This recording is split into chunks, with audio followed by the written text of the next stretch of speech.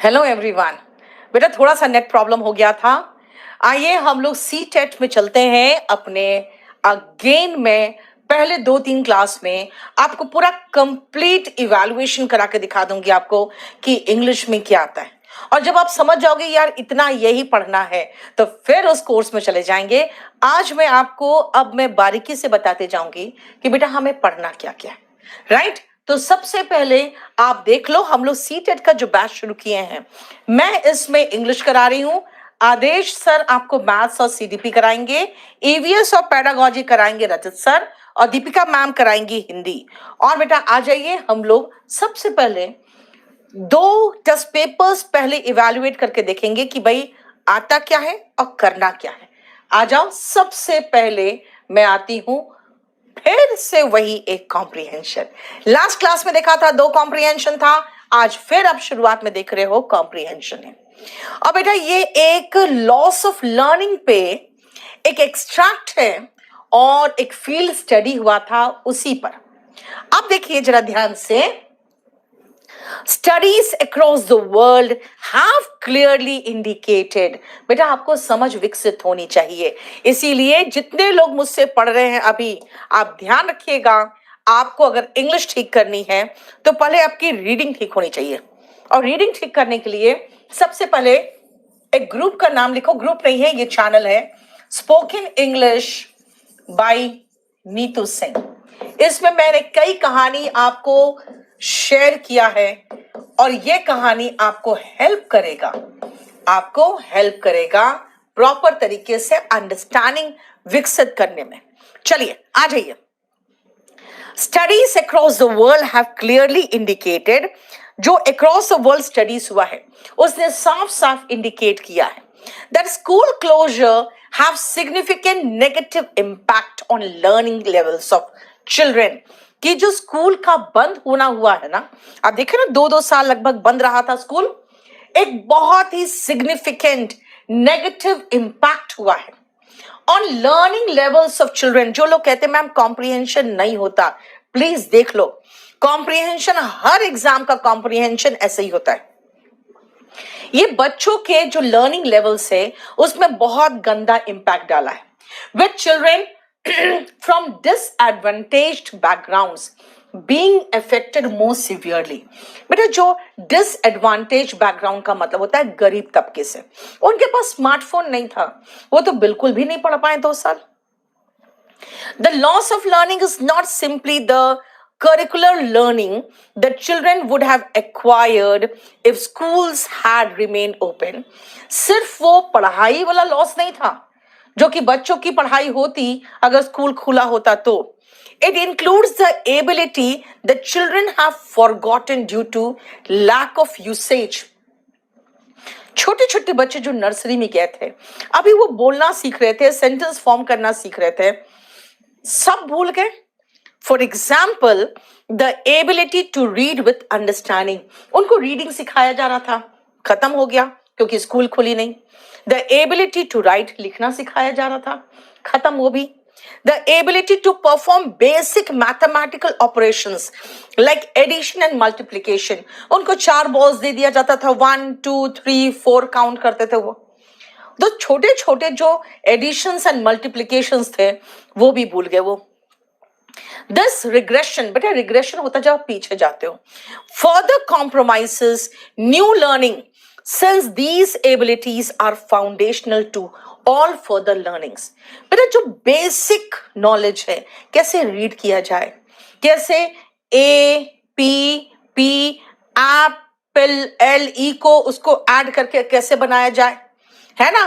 तो वो चीज जो लर्निंग स्किल्स था ना, उसका रीड करना, फिर बेसिक राइट करना, फिर 4 बॉल्स को जोड़ के कहना कि अच्छा 1 2 3 4, ये सब बेसिक स्किल्स नहीं आया तो बेटा वही बच्चे 2 साल बाद दूसरे क्लास में बैठे हुए हैं, जब वही नहीं जानते तो ये कहां से सीखेंगे। क्यों?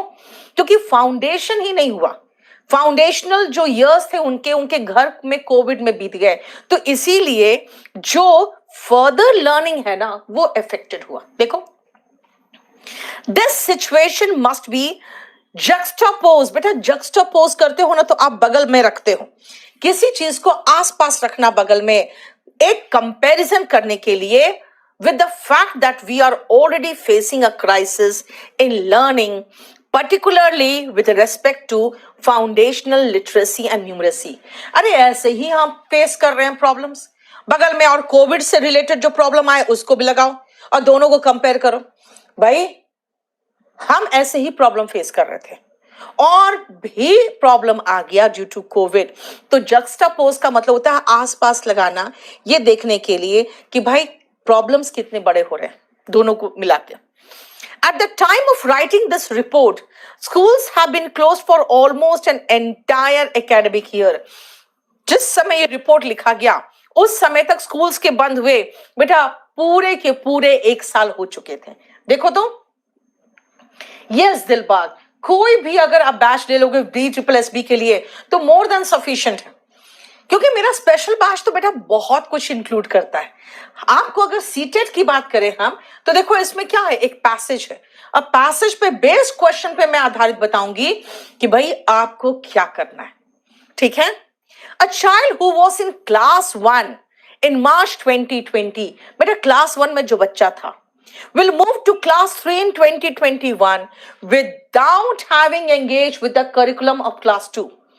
मार्च 2020 में बंद हुआ, मार्च 2021 में वो कहाँ जाता, मार्च 2020 में वो 2 में जाता है ना एग्जाम देके, लेकिन मार्च 2021 में वो कहाँ है, फिर वो 3 में जाना था उसको। तो 2 का तो पूरा साल ही गायब, सीधा 3 में पहुंच गया और कुछ भी नहीं पढ़ा 2 के बारे में except through sporadic online और community based engagement. Sporadic का मतलब होता है बेटा कभी कभार, स्पोराडिक का मतलब कभी कभार, थोड़ा सा ऑनलाइन क्लास वगैरह देखा, बच्चे ऑनलाइन क्लास पढ़ते कहाँ थे, और कम्युनिटी बेस्ड एंगेजमेंट्स कुछ हुआ था बस। Thus, the loss of learning during the pandemic comprises the forgetting, regression of a proportion of abilities children already knew, including the loss of foundational abilities that make it possible for children to take up further learning, and the absence of curricular learning for an entire academic year. कितना बड़ा sentence, ध्यान से सुनना, उसका मतलब क्या है। इसका कहना है कि एक तो जो पढ़ा वो भी भूला क्योंकि इतना एंटायर ईयर गया नहीं स्कूल, और सेकेंड स्टैंडर्ड का जो क्लास 2 का पूरा सिलेबस था वो भी साफ क्योंकि वो तो पढ़ा ही नहीं। तो यानी कि एक तो पीछे गया कि जो पढ़े थे वो भी साल भर में भूल गए, और एक जो पूरा 2 नंबर क्लास होना चाहिए था इनका क्लास 2, वो क्लास 2 का कुछ पढ़ा ही नहीं। तो इतना बड़ा लॉस है इनका।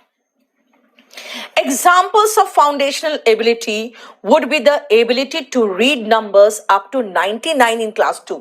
क्लास 2 में इनको सिखाया जाता है 1 से लेकर 99 तक का संख्या। That forms the basis of performing more complex mathematical operations in higher class. अब 99 तक की संख्या जो क्लास 2 में सिखानी थी वो तो गोल।